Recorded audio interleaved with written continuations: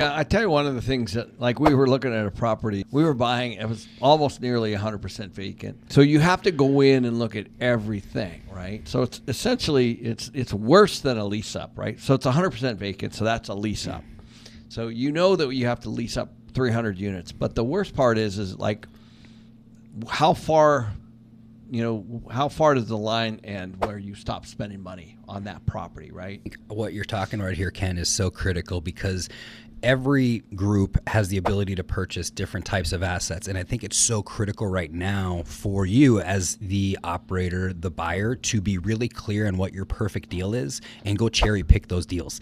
Because I can tell you right now, when I'm hearing Ken talk about a property that's not occupied, that's just not for us.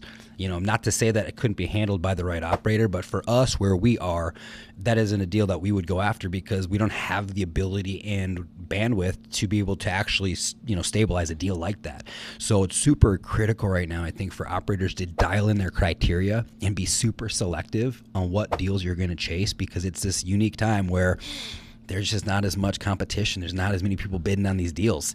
And these sellers are desperate. They're forced to sell. They're in a position where they're forced to sell.